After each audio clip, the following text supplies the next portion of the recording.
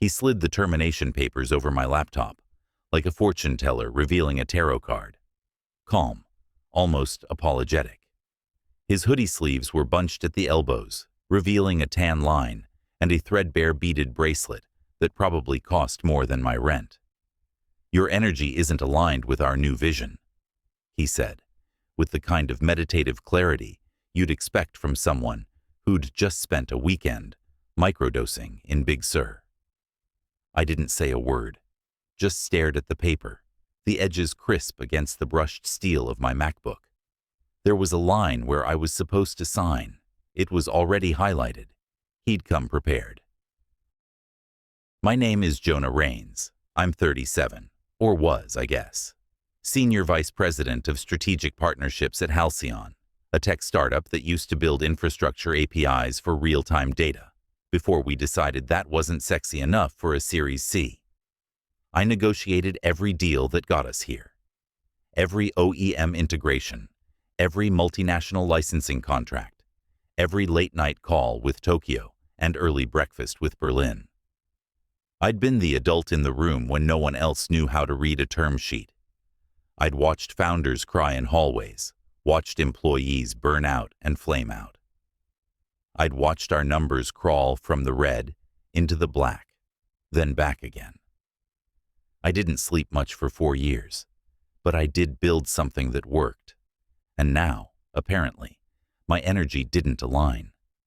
He leaned back in the ergonomic monstrosity of a chair I'd picked out 2 years ago during one of the less reckless office redesign phases.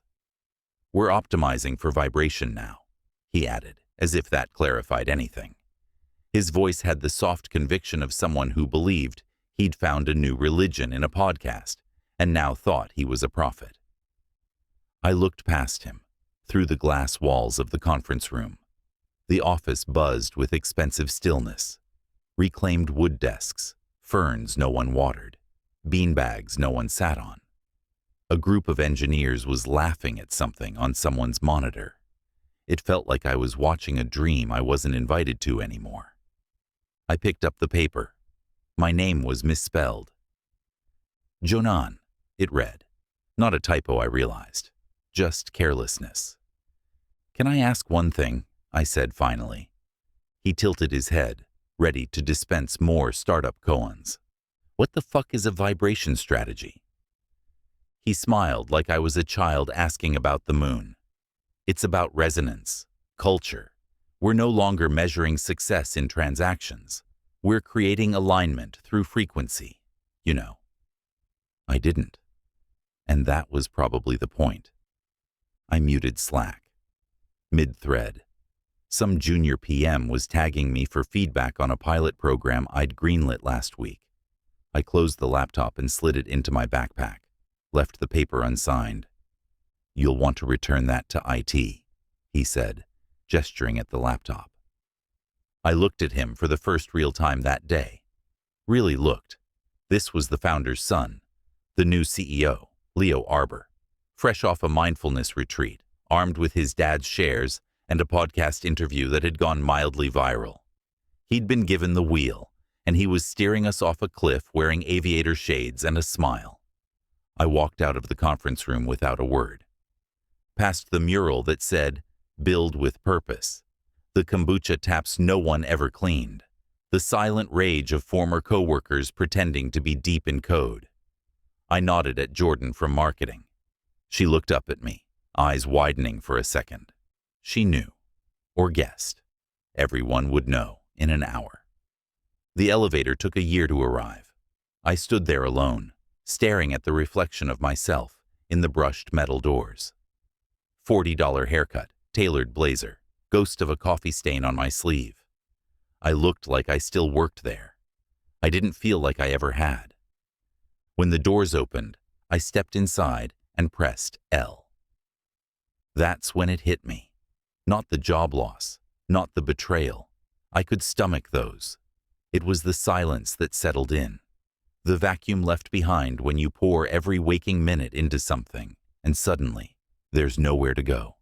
Nothing to push. No one to call. My whole life had been velocity. And now, it stopped. I thought about calling Amanda, my ex, technically. Thought about texting my dad, who still didn't understand what I did for a living. I thought about the term sheet from 2 years ago, the clause I'd insisted on that got us the Singapore deal, the screaming match that had ended with me slamming my fist on this exact elevator button. And I thought about Leo, sitting there in a hoodie he didn't earn, building his frequency cult while the rest of us cleaned up the fallout. I thought about how fast a company could rot once vision replaced reality. When the elevator doors opened onto the street, the light hit me like a spotlight. I walked out into it, into the noise and sun and smell of the mission, and for the first time in 4 years, I had nowhere to be. But I wasn't done, not even close. The first full day after Halcyon, I stayed in bed until noon. My phone buzzed relentlessly on the nightstand, a little digital mosquito I refused to swat. I stared at the ceiling for hours, letting the silence pile up in layers around me like dust. My apartment smelled faintly of takeout and the cologne I used to wear when I still had places to be. When I finally checked my phone, I had 34 unread messages and 9 missed calls, all variations on the same theme. Dude, what? Just heard. That's insane. Leo's out of his goddamn mind. No one said, come over. No one said, let me help. No one said, let's fix this. I sat on the floor, legs crossed, laptop open, surrounded by printouts and folders I hadn't looked at in over a year. Halcyon pitch decks from the early days, when we still used stock photos of people shaking hands and called our tech revolutionary, because we didn't know what else to call it. I flipped through them like old yearbooks, deck after deck, each slide a breadcrumb of where I'd poured my time, my weekends, my fucking 20s. There was one from the Series B raise, black background, minimal text, clean. Slide 6, strategic channel access, Southeast Asia. I'd built that slide myself at 3 a.m., red-eyed and wired, after back-to-back calls with partners in Singapore and Vietnam. I'd flown to Jakarta for a 3-hour meeting once, wearing a suit in a hotel conference room that had no air conditioning. I'd come back with a signed letter of intent and dengue fever. No one remembered the fever part. Everyone remembered the signature, but apparently none of it mattered now. The worst part wasn't being fired.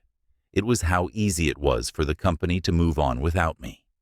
How fast the Slack profile disappeared. How the calendar invites stopped cold. I didn't even get a goodbye email, just a fast fade into irrelevance. I reread one of Leo's internal newsletters.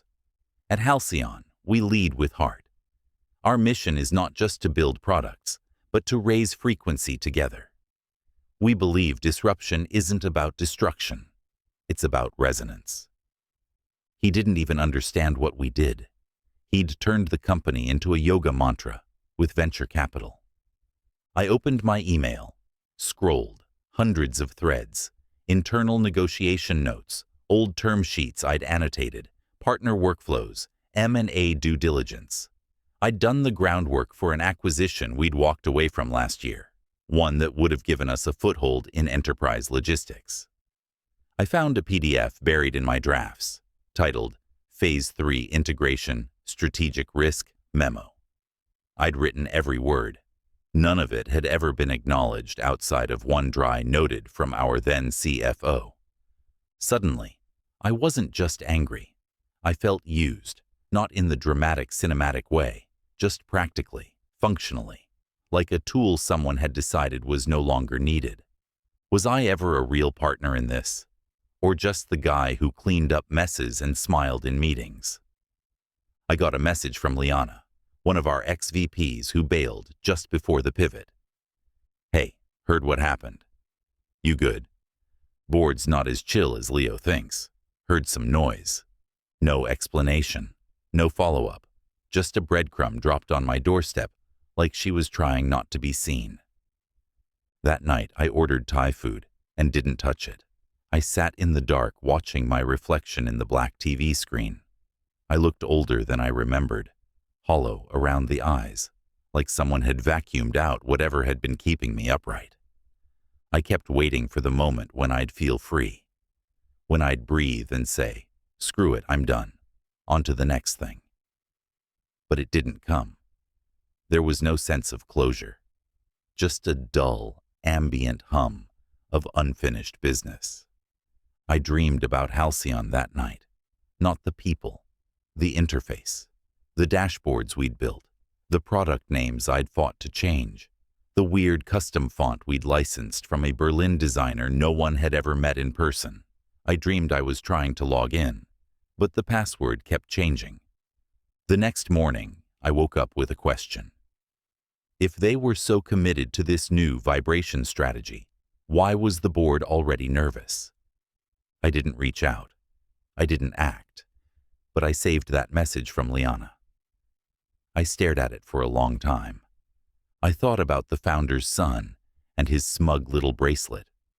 I thought about the contracts I'd negotiated, the partnerships I'd brokered that were still in effect, the equity I still technically held. Something was off. And for the first time in days, I felt something sharper than sadness. Not purpose, yet. Not clarity. Just curiosity. The dangerous kind. There's a booth in the back of a coffee shop on 24th and Valencia that became my war room. It had bad Wi-Fi and a crooked power outlet, but the baristas knew not to bother me, and the seat didn't squeak when I leaned in. That mattered more than it should have. I needed a base, a bunker, somewhere to build from. I started simple. I Googled Halcyon, not Halcyon API or Halcyon Enterprise integrations like I used to, just Halcyon. And what came back was fluff. Articles quoting Leo about transformative resonance platforms and decentralized emotional networks. Not one hard number, not one roadmap. Just waves of well-lit press photos of Leo in a hoodie, gazing thoughtfully at some middle distance. He looked like a man trying to manifest a TED Talk by sheer facial expression. One blog called The New Direction, Spirit Forward SaaS. I almost spit my espresso. I pulled up our last public product roadmap. Back when I was still allowed in the room, I compared it to the vague language in the new site's investor update. Everything that mattered, every tangible initiative, had either disappeared or been renamed into oblivion. Federated API access was now trust portals. Edge latency reduction became presence syncing. I felt like I was reading a parody of the company I helped build. Then I checked the GitHub activity. Almost nothing had been pushed in 3 weeks. That scared me more than any of the buzzwords. I texted Jules, our former product lead, now at a fintech firm. We'd been friendly, but not close. I didn't expect much. She replied within minutes. It's a mess in there. Roadmap's dead. Leo scrapped half the engineering priorities for empathy architecture. I don't even know what that means. Neither did I. But it was consistent with the rest of what I was seeing. Smoke, mirrors, and a rapidly vanishing floor beneath it all. I dug deeper, found a leaked internal deck on an anonymous VC Substack. It had a Halcyon watermark, one of ours, from the branding team I used to sign off on. The deck was titled Scaling Consciousness, a Framework for Post-Transactional Platforms. Inside were slides filled with soft gradients, stock images of people laughing in sunbeams, and absurd statements like, users don't want services, they want to feel seen at the quantum level. I checked the metadata. Created by Leo Arbor. Modified last, 12 days ago. A contact at NetBridge Ventures owed me a favor. I called in the marker. You didn't hear this from me, he said, voice low, even though we were on Signal. But Leo's last board update was a word salad. He didn't show numbers, no churn data, no funnel analytics, just vibes. Apparently, he played singing bowls for 5 minutes to center the room. He paused. One of the board members walked out. Since then, radio silence. I scribbled notes onto a napkin. No metrics, no roadmap, board fracturing. The signs were clear. Leo was spiraling, turning the company into a cult of optimism, hoping no one noticed the revenue engine had stalled out 6 exits back. And yet, no one was pulling the plug. Not yet. I started reaching out to people who'd left. Quietly. I wasn't trying to raise an army, just gather data. Some answered. Most didn't. A few, like Jules, vented. Others were skittish, afraid of burning bridges. I understood. There's an unspoken rule in tech. Never be radioactive. If you get scorched, pretend it didn't hurt and move on. But not me. Not this time. I found myself standing outside Halcyon's old office one afternoon, watching the lights flicker behind tinted glass. I wasn't sure what I expected. Maybe I thought I'd see someone slam a laptop shut and sprint into traffic. Maybe I wanted Leo to come floating out in a robe, blessing passers-by with an iPad. Instead, it was just quiet. Too quiet for a Series C company supposedly scaling a multi-dimensional experience layer. I sat on a bench and opened my notebook, wrote one sentence. They broke what worked. It wasn't elegant, but it was true. They took something functional, imperfect but real, and replaced it with a mirage, and no one was saying it out loud. Not yet. That night, I found a photo from our first company off-site. 22 people crammed into a cabin in Tahoe, everyone smiling like idiots. I was in the back, hand on a junior engineer's shoulder, half laughing. I looked alive. Tired, sure, but alive. I closed the photo. I wasn't done. Leo had erased me from the narrative. That was his first mistake. His second was assuming I'd stay quiet. I knew where the bodies were buried. I dug the holes, and now I had time. A plan hadn't formed yet, but something colder had. Purpose. Not the kind that burns hot, the kind that sharpens. I stared at the screen long after it went dark, my reflection staring back, calm and certain. Let him optimize for vibes. I'd optimize for the truth. Tech Summit West was held at an overbuilt resort in Napa, the kind of place where rich people pretend to discover nature while getting drunk on VC-funded Cabernet. I wasn't invited, obviously, but that didn't matter. A friend of a friend at a mobility startup owed me after I helped him salvage a Series A mess last year. I walked in under his name, badge hanging around my neck, like a press pass to a crime scene. Leo was scheduled to speak at 3:15. I knew this because I still had access to an old shared calendar that someone had forgotten to lock down. It was labeled Keynote, Vibrational Futures, Leo Arbor, CEO, Halcyon. I'd read the deck. All 37 slides of soft gradients, circular logic, and one quote from Einstein, taken brutally out of context. The centerpiece was a new product, the Vibration Index, a tool supposedly to measure how in sync people were with their workspaces. It used no real metrics, just sentiment analysis scraped from Slack and calendar tone. They were literally trying to quantify workplace vibes. I grabbed a seat in the back of the hall, just as the house lights dimmed. Leo stepped out wearing a dove gray hoodie and all the serenity of a man who hadn't opened a spreadsheet in months. The applause was polite, scattered. He clasped his hands in a prayer pose and bowed before speaking. I want to talk today about resonance, he began, about a world where emotional fidelity is more important than productivity, about building technology that doesn't just work, but feels right. As he spoke, I slipped a flash drive into the laptop on my knees. It contained 3 internal memos I'd compiled, one failed product test summary from an abandoned emotion pairing pilot, and a confidential note from a board advisor warning Leo that investor trust was fragile, possibly irreparable. I'd prepared a short email, BCC'd to 6 investors. Subject line: Material misrepresentations, Halcyon Tech. I hit send just as Leo unveiled the vibration index on the screen behind him. A pastel dashboard popped up, displaying vague percentages over blurred photos of smiling coworkers. "What you're seeing here," he said, "is a real-time measure of collective emotional flow." There was a murmur, the polite kind, not the impressed kind. I watched heads tilt. Phones came out. One woman checked her email. Good. Then Leo said, "And thanks to a recent shift in our funding structure, we've been able to scale this in a completely decentralized architecture." Another lie. Halcyon hadn't closed funding in 6 months.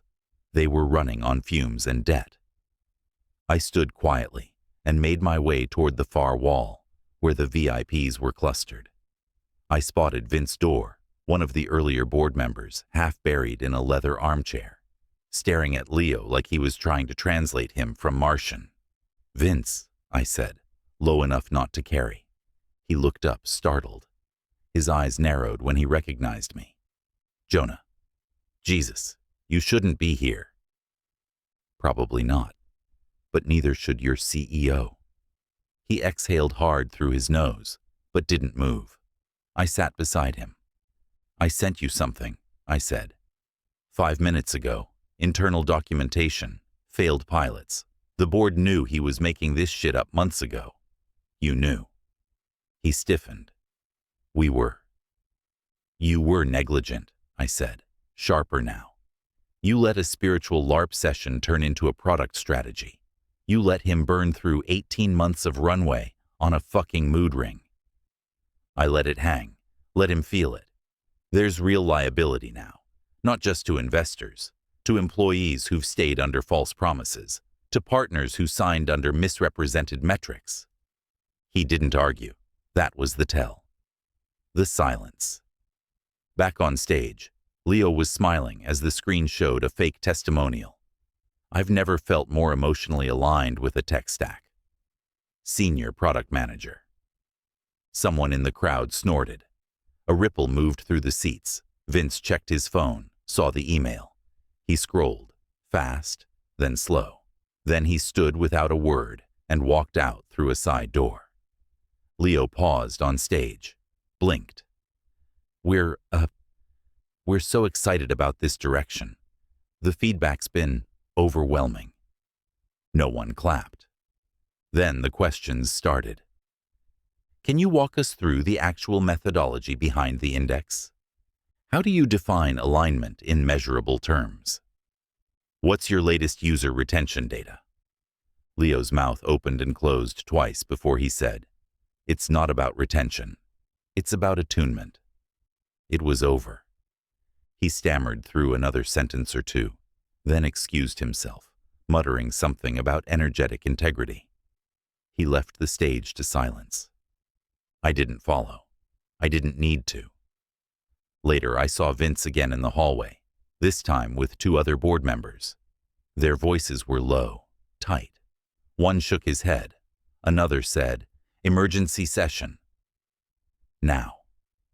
I slipped out before anyone could spot me.